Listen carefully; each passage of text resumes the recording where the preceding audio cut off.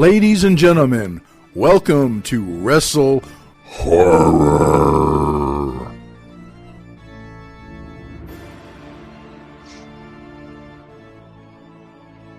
Greetings, viewers and listeners. Meathook Jim here, the WrestleHorror podcast.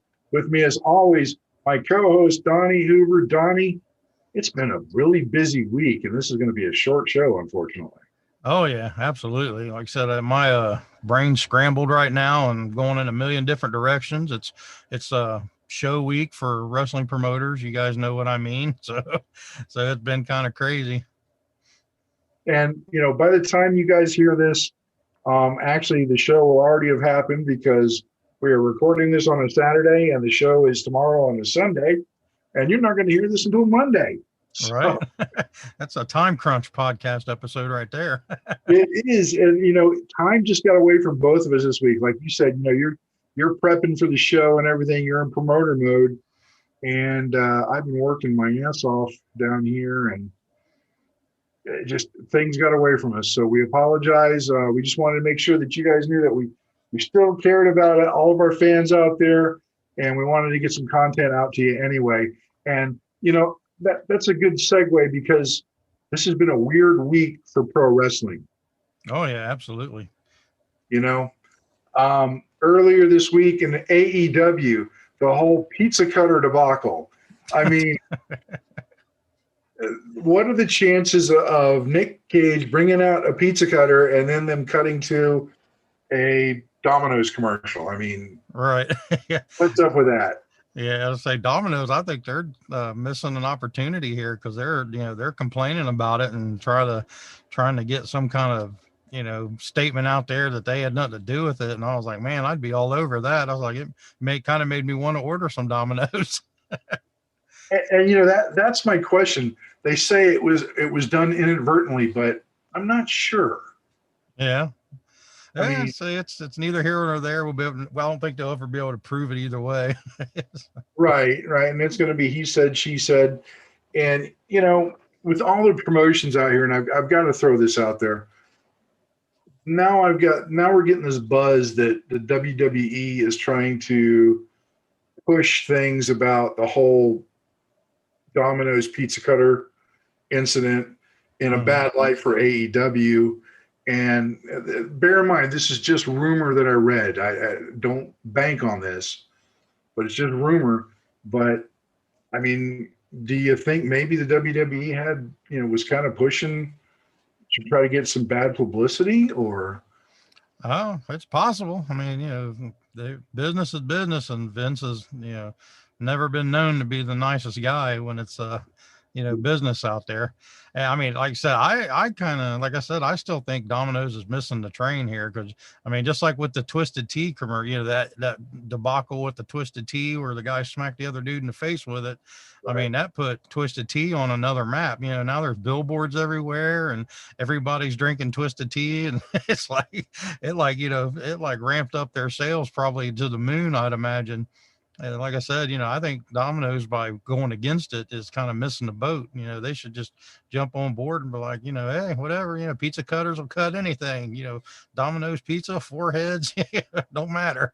I've got to agree with you because if you really think about it, it is a good promotional tool. I mean, let's face facts. A lot of people watch pro wrestling. I mean, AEW's numbers have been over 1 million on Dynamite nights now.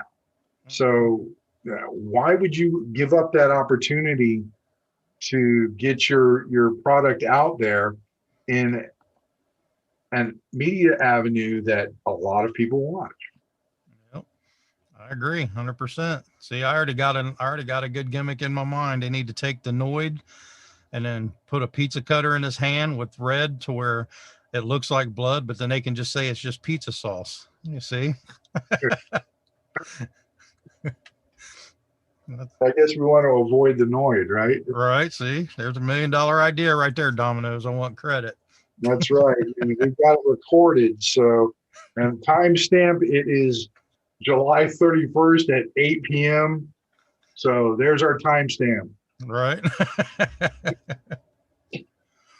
So, but that's not the only big news that's been going on this week, Donnie. And, you know, I got to preface this by saying, first of all, you know what? I love to watch wrestling as a product. And there's a lot of great product out there, and there's some bad product out there. Out of the big ones, the televised ones that I watch regularly, there's some WWE that I like. I love AEW. I love, how much I love Impact. Mm-hmm. I like to watch NWA, and then some of the smaller promotions. And of course, every week I go to FGW, Future Great Wrestling. Yep. And of course, we've got New Ohio Wrestling. So the thing here that gets me is another huge star has been released, and I'm trying to figure out what Vince McMahon is thinking. On my way home, I was coming home from Michigan today, and the news popped up on my phone in my feed as I'm driving. It says Bray Wyatt had been released. I'm like, the first words out of my mouth were, "What the fuck?" Right. Yeah, that was definitely a shocker. Like I said, I had to do a double take and reread it. Like, did I just read that right? Yeah, and just and then not too long ago, Braun Strowman, huge stars, and I wish I knew what Vince was thinking, because he's talking about AEW not being competition, and I, quite frankly, in my opinion, now this is purely my opinion, I think he's nervous, and there's still been the speculation that they're putting WWE up for sale, and that's why he's doing all these cuts. So, what's your take on it? How do you feel about this? Yeah, I'd say there's so many rumors and so many, hypotheses out there and all that. Like I said, with Vince, it's so hard to tell, because he can work you better than anybody. He's the ultimate, worker. So it's hard to tell. But yeah, like I said, when that popped up with Bray, I was completely shocked. And first thing I thought of was, like, I wonder if, he wanted out of his contract or if he asked for the release. But, like I said, we haven't got all the details as of right now as we're recording this, but there's rumors that he didn't, that they let him go for budget cuts. And there's rumors, of, that he did because, or he was, he's still taking the death of Brody Lee hard. And that was his, one of his best friends, and so many different rumors out there. It's just hard to say, but I mean, if they did let him go, I think it's a stupid move. If he asked for his release and they granted it, then kudos to them. But I see it as a huge loss, and I see it as a huge loss anyway, because they never really utilized him the way they should have.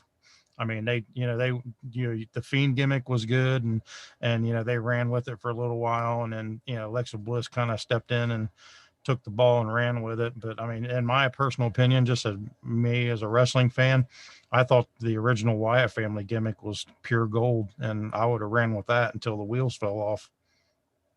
And I agree with you. And I was doing some research before we got online regarding everything with them releasing Bray. And Bray Wyatt's character was actually based off a previous WWE character called Waylon Mercy. You remember Waylon Mercy? Oh yeah, absolutely. But I love the Wyatt family gimmick. The whole thing about it was I agree with you. It was gold. Mm-hmm. And the theme song right there, Eric Rowan's sheet mask right there on the wall behind me. And the theme song, it was haunting. Mm-hmm. I've got it on my phone with a bunch of other WWE themes, but oh yeah, when the song was playing and the fireflies, like everybody's phones turned on, that was probably one of the coolest scenes I've ever witnessed in a wrestling event. But there was inconsistent booking with Bray Wyatt. Mm-hmm. It was stop and go, and then he went away for a while, and then they came back with the Fiend, which I thought again was gold. Oh yeah, yeah. And on top of that, the Fiend mask, was designed by a man who's very seriously entrenched into the horror industry and the haunt industry, and that being Tom Savini. Yep. Absolutely. He and his team at his shop designed these masks for the Fiend, and and his lantern too. Yeah, the lantern was wonderful. I mean, I'd love to have one of those. And again, gold, and it was lightning in a bottle a second time, and they dropped the ball. Mm. I mean, now they've moved this theming and character onto Alexa Bliss, and nothing against Alexa Bliss. I love her character. I always have. Mm-hmm. She's a phenomenal performer, and of course, she didn't have anything to do with this. She's just an employee. All right. So nothing bad to Alexa, and I'm glad she's carrying on this. But where would this be if it was not for Wyndham Rotunda? All right, absolutely. Yeah, I think I saw Alexa posted on Twitter, her statement to where she was actually kind of shocked too, and that she didn't see it coming. So, I agree. Like I said, somebody made a comment, and I kind of wonder if it, in the back of my mind, I was like, it would be great if it was true, that to where they basically said they released Bray Wyatt, but actually the Fiend was still there, and they just didn't use the Bray Wyatt character anymore. And I was like, I thought that'd be genius if they actually did do something like that, but who knows? That would be genius. However, Right. general track records don't bode well for WWE creative. Yeah. Recently. Right. Again, my opinion. For the WWE fans out there that are diehard, don't get me wrong, please. I like the product, some of it. Don't like some of the booking. Right. Yeah. So these are two huge things that have happened this week that really, they're kind of like opposite sides of the coin. Mm-hmm. But the question now is, with Bray Wyatt, I mean, if he asked to be let go, there's got to be a reason, and I respect that as a performer. Right. Yeah, absolutely. If they let him go for budget cuts, that's a huge loss for the WWE, in my opinion. It's not a huge loss. It's a stupid move on my part. Well, that's more. I was trying to be a little more PC, but yeah, it was a damn stupid move. Yep. Yeah, it's kind of like AEW had that flub with the pizza cutter and the Domino's commercial, and Vince was like, "Oh yeah, well hold my beer. Check this shit out." Well, Vince, I'm drinking a beer, so right. What this world of wrestling that we're in, and you've got your diehards, you've got your diehard AEW fans, you get the diehard WWE fans, diehard Impact fans, and some of them get a little bent out of shape, and it's like, guys, wrestling, enjoy it for what it is. Yeah, that's what I'd get ready to say. I was like, don't be a AEW fan or a WWE fan or a Impact fan. Be a freaking wrestling fan. You can appreciate all of it. You don't have to watch what you don't like. Right. Yeah. If you don't like it and you don't watch it, stop bitching about it. Oh yeah, absolutely. That's the whole thing, For years, people used to, friends of mine that were WWE purists, because, after the decline of WCW, that was all there really was on TV. And except for Impact or TNA at the time, they were the underdog. Absolutely. And there were bad decisions made along the way, and really stupid decisions made along the way. Yeah. But survived and is thriving now. And I was always watching Impact even during those times. Even though, honestly, I never watched the Ruthless Aggression era in WWE. I watch it on recordings now, but I never watched it because I was watching Impact. Right. And friends of mine, just like, dude, why are you watching Impact? I said, because I like it. Yep, that's right. Like I say, you get what you like and stick with it. Like I said, back in the day, when everybody was WWF and WWF, I was kind of like an AWA. Of course, Georgia Championship and WCW was always my favorite growing up. But, I also really enjoyed AWA. Right. But I didn't call myself an AWA kid or whatever. I was like, I just like wrestling. I watch it all. Yeah, I mean, as a kid, I started watching wrestling at the age of 12 because of my cousins. Right. And I'm not saying because of them, because I don't begrudge it. I thought it was fascinating. But it was Florida Championship Wrestling for me. And then there was Georgia Championship Wrestling. And then magically, here comes the WCW. Mm-hmm. And I always knew that WWF at the time was the big dog.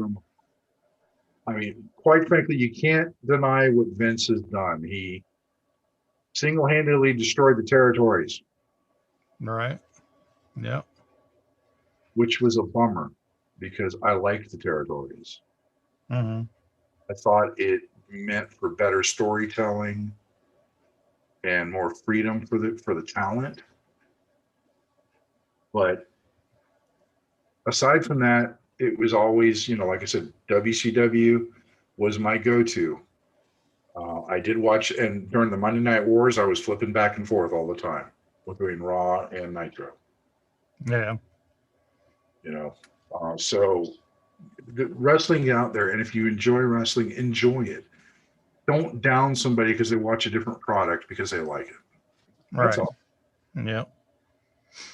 Did 2020 take its toll on your fitness? Well, body slam the pandemic and get back in shape with WrestleFit. This innovative program combines all the fitness regimens you'll need to reach your goals. The WrestleFit workout will bring strength training, cardio, and the world of professional wrestling together in a fun, new, and exciting way. Have yourself a blast working out with dumbbells, kettlebells, slam balls, ropes, tires, and an 18-foot full-size wrestling ring. The WrestleFit workout isn't just for pro wrestlers. The WrestleFit workout is for everybody. At the Now Training Center, you can pursue your fitness goals and learn how to train like a professional wrestler without all the bumps, bruises, and slams with the WrestleFit workout. Go to www.newohiowrestling.com/training for more information, or stop by the Now Training Center at 625 Eastgate Parkway, Blacklick, Ohio, 43004, Unit 6137. Yep. Speaking of like the news and stuff that's happened, there's also the thing in GCW that happened with Matt Cardona. Have you kept up with that? What's your thoughts on that? Well, I did keep up on that actually, and it was a brutal match. Mm-hmm. And Matt Cardona really got carved up. I mean, Chelsea Green was still bandaging him up the next day when they were in California. Yeah, did you see her post on Twitter where the bed sheets were all bloody like it was a murder scene? Yes, I did. I was like, man, that reminds me of my days back in the day. But GCW's got a rabid fan following. Yeah. And they were not happy about the outcome of that match at all. Right. Yeah. I mean, and my opinion is, and like I said, some people agree with it, some don't, but yeah, just like they were literally throwing unopened cans of freaking beer and whatever at him. And that's just bullshit. There's no sense in that in wrestling, in my opinion. Right. I mean, if you throw like an empty cup or something just to show your disapproval, that's fine. But when you're chucking shit, there's projectiles of full cans of unopened beer, they could have ruined that dude's career, Right. It only takes one shot in the wrong area. And I know people are like, oh, that's wrestling, blah, blah, blah. But no, that's not wrestling. And it's ignorance.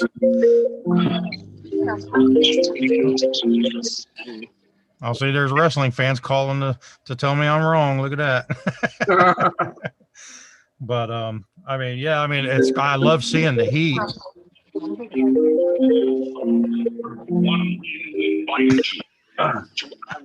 It's my wife. Oh, God damn it, Chris. You always got to mess stuff up. No. That's funny. Gotta love her. We'll leave it in there anyway. Oh, yeah. Heck yeah. I ain't cutting that out. There ain't no sense. There ain't no sense in it. I just give Peachy more ammo to bust Chris's balls when he sees her. Is Peachy refereeing tomorrow? No, he's not able to make it. He'll be doing the September show that we'll talk about here in a second. Okay, we got Papa Smurf still. Yeah, but like I said, I give kudos to Matt Cardona for, you know, just the heat that he's getting, because like I said, I'm always been a fan of the heels and the bad guys, and I mean, just to see the rage in people, I was like, hell yeah, that's awesome. But when I seen him, you know, chucking all that stuff in there, it could have hurt him. Then I was like, yeah, that's why, you know, people were down on wrestling fans, because sometimes they just get out of hand. But Well, people fail to realize that the talent are just people like us. right, yeah, You know, I mean, they put their bodies on the line every night to entertain us. So why would you want to injure them? right, You yeah, know? I know, I mean, I'm guilty of getting carried away during the show, not to the point of throwing stuff. right, yeah. I mean, but you yell and, you know, shake fists in the air and throw insults, and that's, you know, that's part of wrestling. There's nothing wrong with that.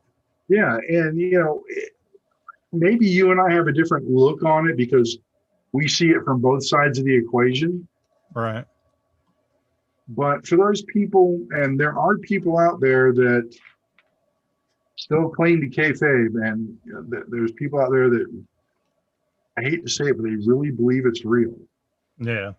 And you know what? That's not a bad thing, because it gives the talent more to work with if they believe it, as opposed to understanding it the way the insiders do. Right. Yeah.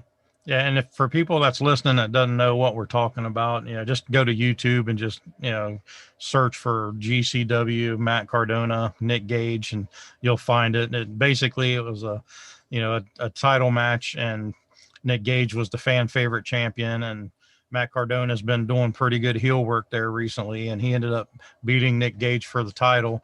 And like the fans just went berserk and just started throwing bottles and cups and like trash and just anything they could get their hands on.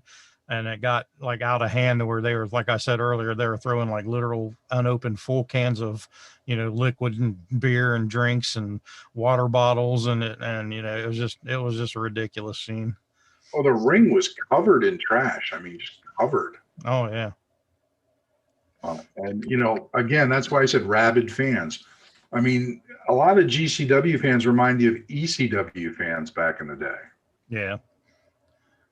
Yeah, and I say people were comparing that to the scene where they filled the ring with chairs. I mean, yeah, those are very dangerous and all that, but that's kind of like a different, you know, once they got buried under the pile, that there was no danger. You know, they weren't going to be harmed, in my opinion, because Right. the chairs were just landing on other chairs, and but yeah, just I don't know. I don't see it as the same sort of, you know, I see the difference in my, like I said, people are going to disagree with me. Obviously, I just think it was a different, you know, scenario. I don't. No, I agree with you. I mean, it definitely is a different scenario. I'm just talking about the similarities between the two promotions. Oh yeah. Yep. Absolutely. You know, I think ECW, when it was pure ECW before Vince bought it, Mm-hmm. was violent, and people clamored to see that. They wanted to see the blood every week. Oh yeah. Yeah, I was there. I was a part of. I mean, I was the first. I was watching every show myself. I was one of them. And yeah, that's funny you say that, because you run a family-friendly show. Right. Yeah, it's like a total 180. That's why I say, Right. if people knew what I did back in the day that don't know, you know, they'd be like, what the hell? You know, because now, you know, I don't, you know, I don't offer any kind of stuff like that on our shows. We keep it family friendly and PG as much as we can, you know. But yeah, back in the day, I was a little more abrasive back in the day. But your shows are still fun, Donnie. Oh yeah, They're yeah. to watch. Yeah, that just goes to show, you know, there's different types of wrestling for different fans. You know, you can run a family friendly promotion and still make it exciting and still get the heat and everything going, and you know, because we've done it. And then, Right. you know, there's the middle shows that run, and you know, they have great matches. They bring in a super indie or two here and there, and those are also fun to watch. And then you got the other stuff like the GCW, which is, you know, the more extreme and hardcore and that kind of like the old ECW style, and there's a fan base for that. I mean, there's a fan base for all three. And it's kind of like the promotions, you know, you don't have to like one, you don't have to say, well, I like hardcore wrestling and all the other stuff sucks. You know, you can appreciate all variances of it, you know. And that's the way I am. I like a little hardcore. I like a little bit of technical. I like some high flying every now and again, a little luchador action. I mean, I just like wrestling, period. I don't have one that I don't like and do like. You know, I'll sit there and watch a 60-minute Iron Man where they're on the mat for 45 minutes and I'll appreciate the hell out of it, you know? Right. And, you know, you mentioned that. I was actually at FGW last night.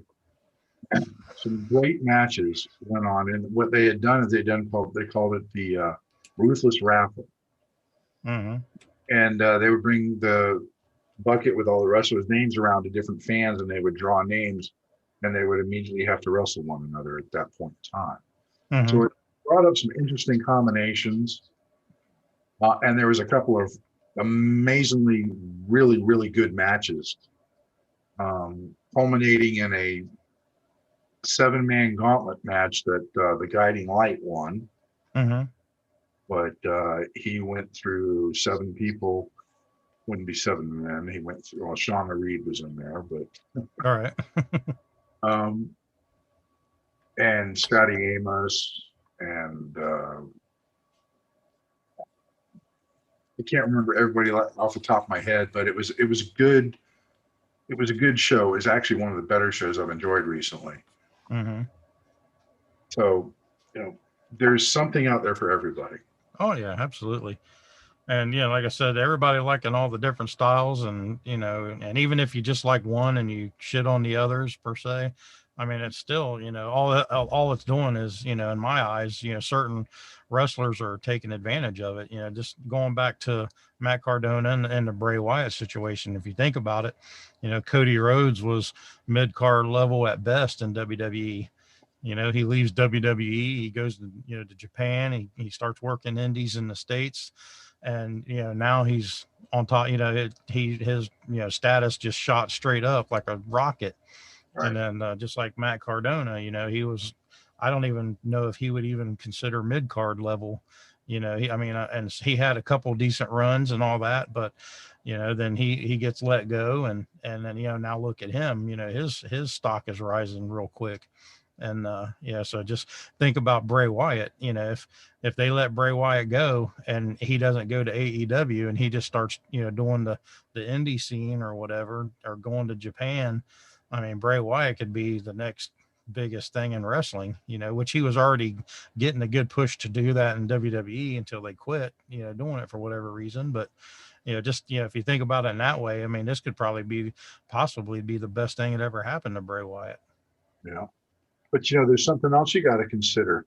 And the rumor mill is flowing hard right now. Oh, yeah. With 2 in particular. Daniel Bryan and CM Punk. Yep. Yeah, that's more news that we haven't talked about yet. There's rumors that Bryan Danielson has signed with AEW, but nothing's been confirmed. There's been heavy hints that CM Punk's going to be in Chicago for AEW, but nothing has been confirmed. What's your take on these things? I mean, I can see it happening very easily, and I'm just kind of hoping that they don't screw it up. And, you know, to be honest, like I said, I'm kind of weird. I wouldn't even have Punk debut in Chicago if he did sign, and you know, I would if Bryan Danielson signed with him, I would have Bryan Danielson, you know, show up in Chicago, and then because the crowd's going to expect Punk, so, you know, you kind of want to, you know, have him debut somewhere else, you know, in my opinion. Like I said, that might be, you know, weird booking or whatever, but that's how I would use it. But, you know, I don't own AEW, so whatever they decide is going to work for them. I'm going to call Tony Khan real quick. Give me a second. Right? Yeah, you got him on speed dial. Yeah, I got him. Tony, hey, Meathook Jim, how's it going? Right.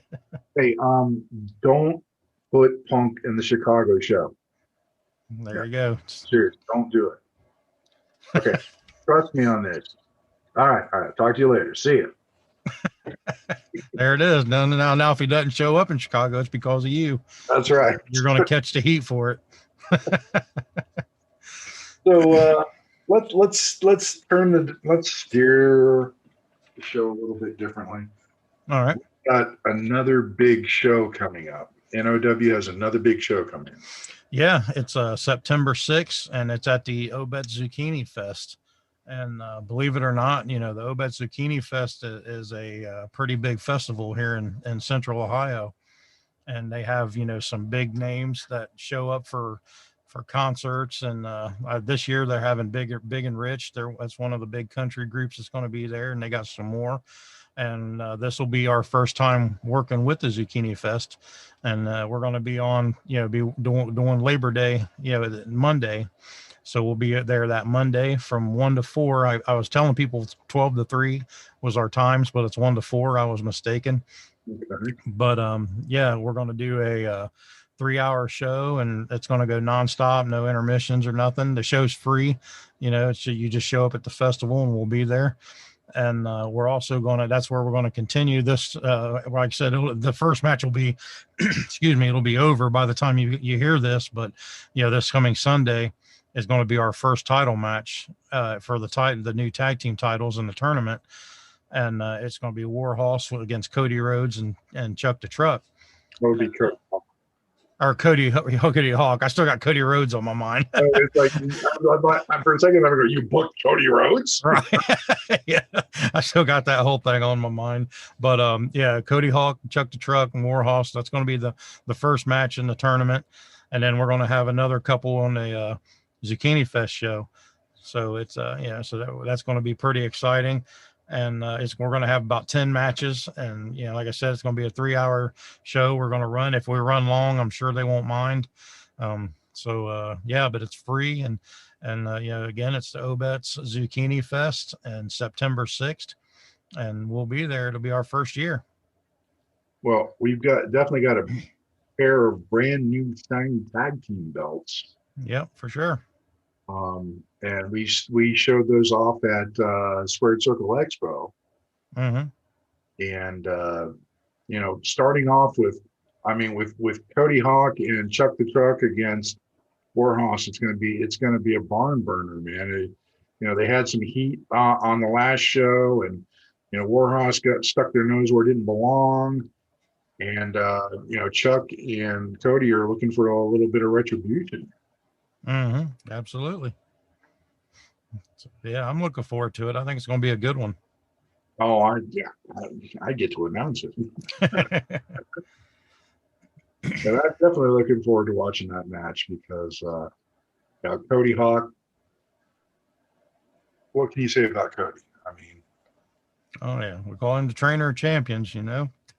Speaking of that, another thing I wanted to mention is there's another promotion out there called the Wrestling Revolver, and that's Sami Callihan's promotion. Mm-hmm. And I just found out either yesterday or this morning that the Switchblades are reuniting. Oh, yeah? Sami Callihan and John Moxley at the next Wrestling Revolver show in Iowa, and I'm jealous because I want to see that show. You're about to make the trip, ain't you? I'm tempted because to see John Moxley and Sami Callihan together, two world champions that Cody Hawk trained. Yep. To see those two together again would be phenomenal. Oh, yeah, absolutely. The people in Iowa are getting a treat. Oh, yeah. Yep, absolutely. There's a lot going on in the wrestling world right now. And my gosh. Yep. I'd say it's getting pretty exciting and interesting. I said, hopefully it lights out fire again and wrestling continues to get back on the upswing. We can certainly hope for that. But time is drawing nigh, and we've still got stuff to do for the show tomorrow. So, yes, so we still got stuff on the old checklist that needs done.